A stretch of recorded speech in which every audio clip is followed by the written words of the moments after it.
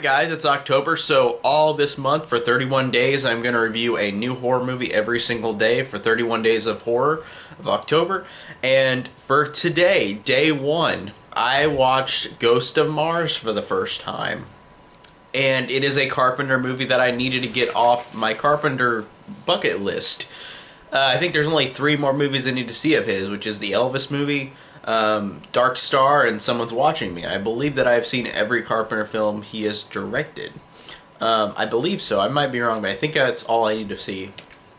But John Carpenter is a director that I love, and man, going from every other movie I've seen from his that I've either liked or loved, we get into Ghost of Mars, and I hate that this is going to be a negative review, because, man, I really didn't like Ghost of Mars, and John Carpenter apparently didn't either. He was so frustrated with this movie because it was, like, botched because of being a Hollywood picture, and he left Hollywood after this. He only did one more movie so far in his life after this, in kind of a Hollywood way, with The Ward, and he directed that in 2010. So it's been like 9 years since he's actually directed a movie, and he just was so soured by this experience that even though he did The Ward, he really didn't want to be part of the Hollywood system anymore. And maybe The Ward was kind of like out of that range, but Ghost of Mars was just such a disaster for him that he just didn't want to do anything else with a botched, like having his films botched by Hollywood. So I really didn't like this one either, and I agree with him. I really didn't like this one. It starts out with this really, really boring exposition dialogue that is really weird, and it's set on Mars in 2075, and there's one person missing, and this group of people have to go find him. But then they find all these tribal warriors that are there, hidden on Mars.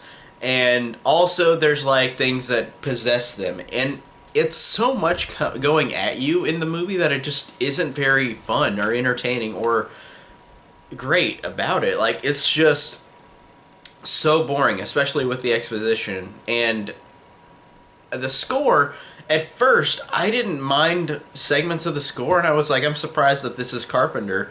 But it felt like Carpenter too in some ways, like the way that the score sounded. It reminded me of another score, and I can't place which one it is, but it's similar to another score that he did. But it feels like it's a 2000 score, and it's weird because John Carpenter's scores usually don't feel that way. They feel like they're not of just one time period, they're of any time period. And also the cast is really weird in this movie.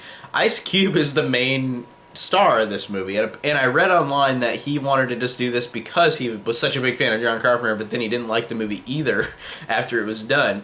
And he's the main star, I guess.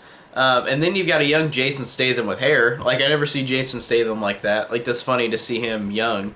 This came out in 2001, so this wasn't before he started all the big giant action movies. But then you've got like Natasha Henstridge and like Pam Grier in it as well. And it's like you've got some people that I think are fine, but it's just a weird like mix of people in this movie.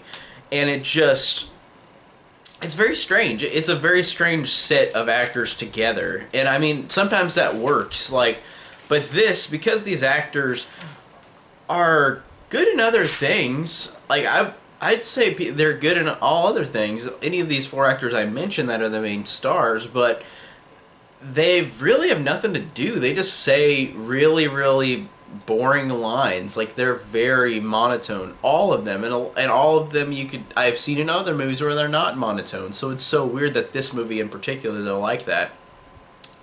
It really, really annoyed me. And also the movie does a thing where it's like they're looking for a missing person while there's a testimony with like the leader of this, like, whatever they're doing, like military whatever, and the leader is interrogating Natasha Henstridge, and she tells the story, and it keeps going flashback to flashback, but there's no distinction between flashback and current time, so it just looks all the same. So I really got mixed up on, am I in this time period, am I in this time period before the person goes missing? And then there's there's an action sequence at the end that's really weird, and then then the movie is about to end, and then it's like, no, we're gonna go and do this thing again, and then it doesn't show it. It's so strange. Like, I don't get the structure of this movie. It doesn't make a lot of sense to me. And it's like, and maybe I'm just a dummy, but I felt like I didn't understand. I didn't get it. It was very overcomplicated for overcomplicated's sake. And I just didn't really understand this. And I didn't understand why everybody's so monotone. I didn't understand how the story structure went. I really didn't get this movie. And maybe that's why I really didn't like it, but man, I just thought this movie was so interesting and so boring and just such a random, like, clutter of stuff that it just didn't work for me in any way. I really feel bad because I love or like all of Carpenter's other movies I've seen, but this one in particular just really, really didn't do anything for me at all. I really didn't like this one. And it's such a shame because a lot of people are going to be like, I love this one, and that's awesome. I love when people love it. But, like, I didn't, unfortunately. And I hate being that person, but man, I wish that I liked it. But maybe on a second watch I might, but this is my first watch. So maybe eventually in the future I might like it more.